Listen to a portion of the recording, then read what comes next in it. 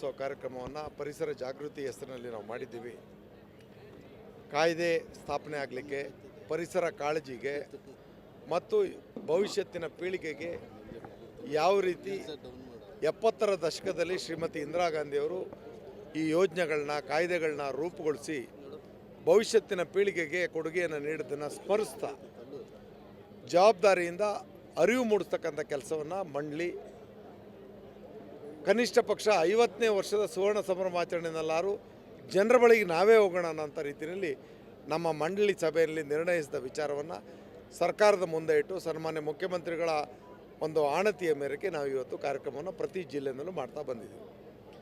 ಇದರ ಒಂದು ಸಂದರ್ಭದಲ್ಲಿ ಆಯಾ ಭಾಗದಲ್ಲಿರ್ತಕ್ಕಂಥ ಸಮಸ್ಯೆಗಳನ್ನು ಕೂಡ ನಾವು ಅರಿತುಕೊಳ್ಳೋದಲ್ಲದೆ ಜನರಿಗೂ ತಿಳಿಸುವಂಥ ಒಂದು ಅವಕಾಶ, ಮಾಧ್ಯಮದ ಮುಖಾಂತರ ಜನರನ್ನು ತಲುಪ್ತಕ್ಕಂಥದ್ದು, ಅದರಲ್ಲೂ ಯುವ ಜನತೆ ಮತ್ತು ವಿದ್ಯಾರ್ಥಿಗಳಿಗೆ ಪರಿಸರದ ಅರಿವನ್ನು, ಯಾಕೆಂದರೆ ಭವಿಷ್ಯತ್ತಿನ ಪ್ರಜೆಗಳವರು, ಅವರಿಗೆ ಇದರ ಬಗ್ಗೆ ಅರಿವಿರಲಿ ಅನ್ನೋಂಥ ಒಂದು ಸಣ್ಣ ಪ್ರಯತ್ನವನ್ನು ನಾವು ಮಾಡ್ತಾಯಿದ್ದೇವೆ. ಬಿಗ್ ಬಾಸ್ಗೂ ನಮಗೂ ಸಂಬಂಧ ಇಲ್ಲ. ನಾನು ಅವತ್ತಿಂದನೇ ಹೇಳ್ತಾ ಇದ್ದೀನಿ, ಇವತ್ತು ಹೇಳ್ತೀನಿ, it's only A Jollywood, it's a part in Jollywood, it is a small part in Jollywood. ಇಲ್ಲ, ಇನ್ನೂ ಬಗೆಹರಿದಿಲ್ಲ.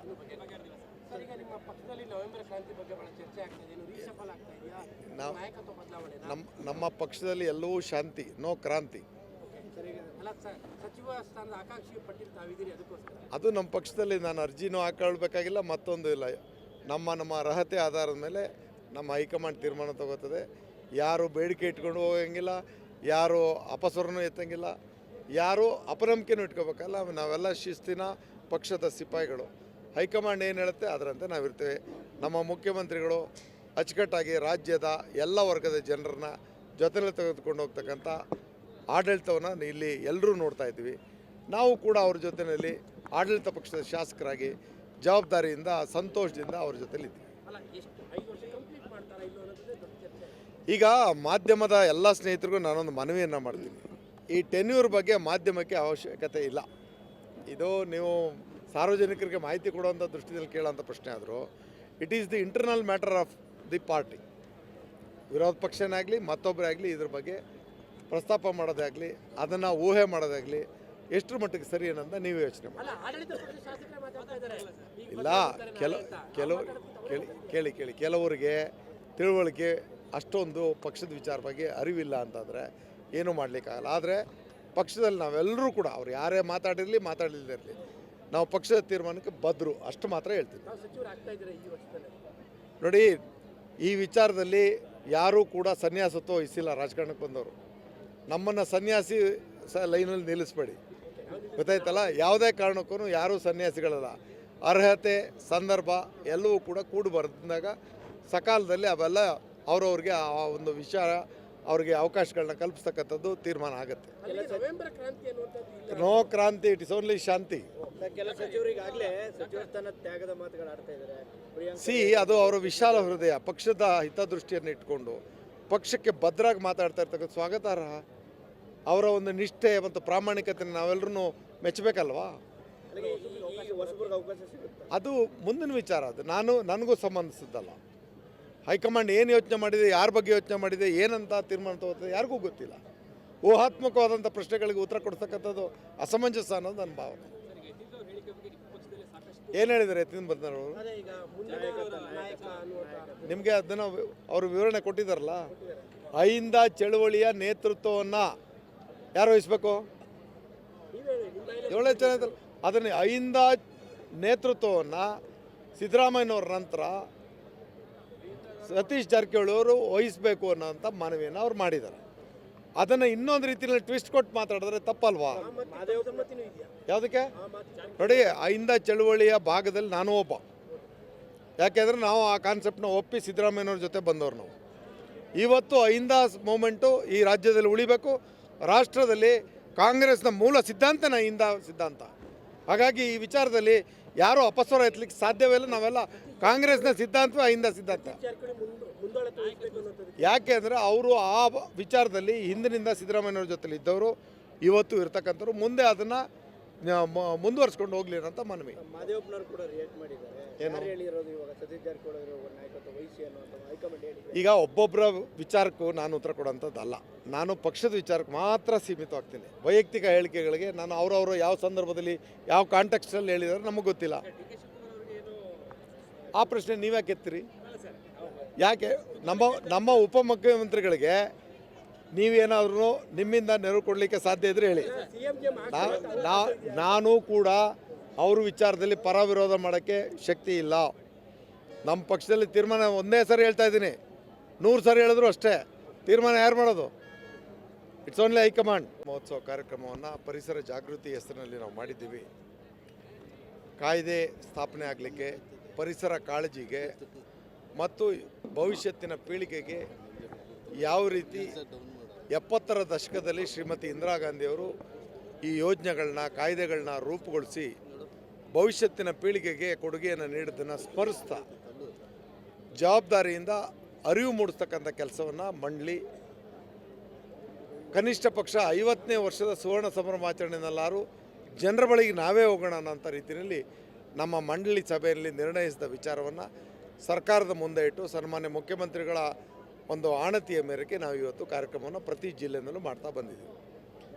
ಇದರ ಒಂದು ಸಂದರ್ಭದಲ್ಲಿ ಆಯಾ ಭಾಗದಲ್ಲಿರ್ತಕ್ಕಂಥ ಸಮಸ್ಯೆಗಳನ್ನು ಕೂಡ ನಾವು ಅರ್ಥಕೊಳ್ಳೋದಲ್ಲದೆ ಜನರಿಗೂ ತಿಳಿಸುವಂಥ ಒಂದು ಅವಕಾಶ, ಮಾಧ್ಯಮದ ಮುಖಾಂತರ ಜನರನ್ನ ತಲುಪ್ತಕ್ಕಂಥದ್ದು, ಅದರಲ್ಲೂ ಯುವ ಜನತೆ ಮತ್ತು ವಿದ್ಯಾರ್ಥಿಗಳಿಗೆ ಪರಿಸರದ ಅರಿವನ್ನು, ಯಾಕೆಂದರೆ ಭವಿಷ್ಯತ್ತಿನ ಪ್ರಜೆಗಳವರು, ಅವರಿಗೆ ಇದರ ಬಗ್ಗೆ ಅರಿವು ಇರಲಿ ಅನ್ನೋಂಥ ಒಂದು ಸಣ್ಣ ಪ್ರಯತ್ನವನ್ನು ನಾವು ಮಾಡ್ತಾ ಇದ್ದೀವಿ.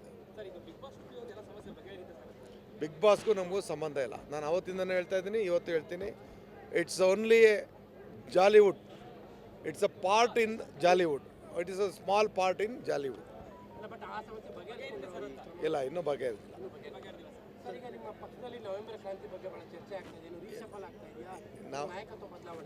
ನಮ್ಮ ಪಕ್ಷದಲ್ಲಿ ಎಲ್ಲವೂ ಶಾಂತಿ, ನೋ ಕ್ರಾಂತಿ.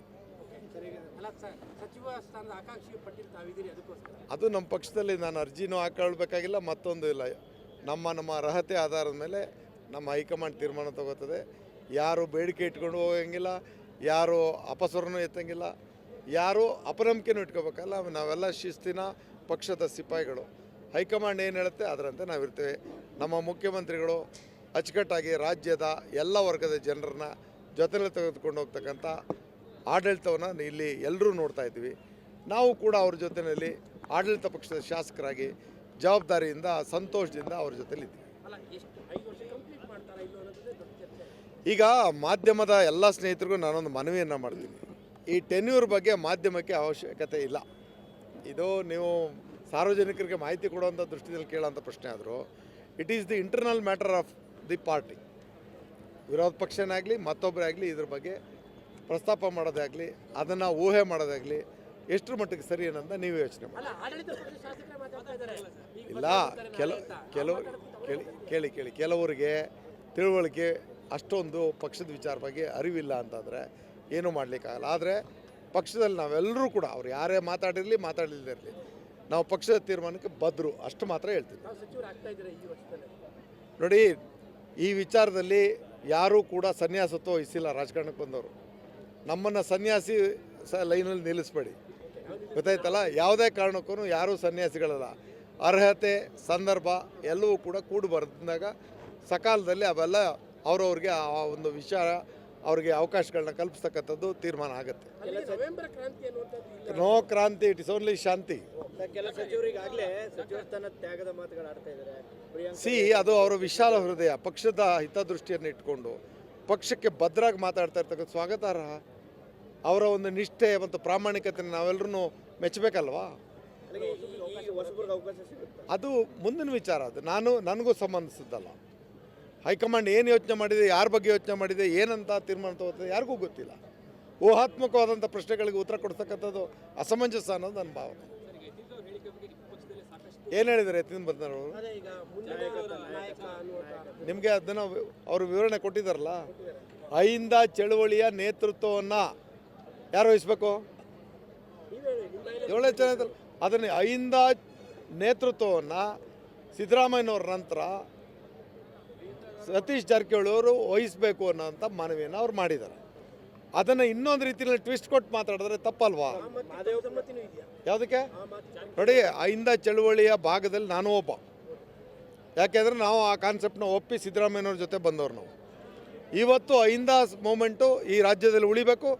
ರಾಷ್ಟ್ರದಲ್ಲಿ ಕಾಂಗ್ರೆಸ್ನ ಮೂಲ ಸಿದ್ಧಾಂತನ ಅಹಿಂದ ಸಿದ್ಧಾಂತ.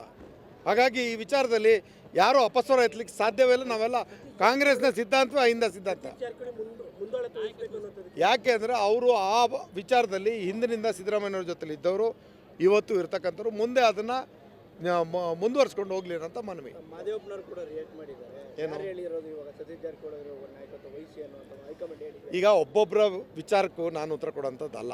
ನಾನು ಪಕ್ಷದ ವಿಚಾರಕ್ಕೆ ಮಾತ್ರ ಸೀಮಿತವಾಗ್ತೀನಿ. ವೈಯಕ್ತಿಕ ಹೇಳಿಕೆಗಳಿಗೆ ನಾನು ಅವರವರು ಯಾವ ಸಂದರ್ಭದಲ್ಲಿ ಯಾವ ಕಾಂಟೆಕ್ಸ್ಟಲ್ಲಿ ಹೇಳಿದಾರೆ ನಮಗೆ ಗೊತ್ತಿಲ್ಲ. ಆ ಪ್ರಶ್ನೆ ನೀವ್ಯಾಕೆ ಎತ್ತೀರಿ? ಯಾಕೆ ನಮ್ಮ ಉಪಮುಖ್ಯಮಂತ್ರಿಗಳಿಗೆ ನೀವೇನಾದ್ರೂ ನಿಮ್ಮಿಂದ ನೆರವು ಕೊಡಲಿಕ್ಕೆ ಸಾಧ್ಯ ಇದ್ರೆ ಹೇಳಿ. ಸಿಎಂಗೆ ನಾನು ಕೂಡ ಅವ್ರ ವಿಚಾರದಲ್ಲಿ ಪರ ವಿರೋಧ ಮಾಡೋಕ್ಕೆ ಶಕ್ತಿ ಇಲ್ಲ. ನಮ್ಮ ಪಕ್ಷದಲ್ಲಿ ತೀರ್ಮಾನ ಒಂದೇ ಸರಿ ಹೇಳ್ತಾ ಇದ್ದೀನಿ, 100 ಸರಿ ಹೇಳಿದ್ರು ಅಷ್ಟೇ. ತೀರ್ಮಾನ ಯಾರು ಮಾಡೋದು? It's only high command.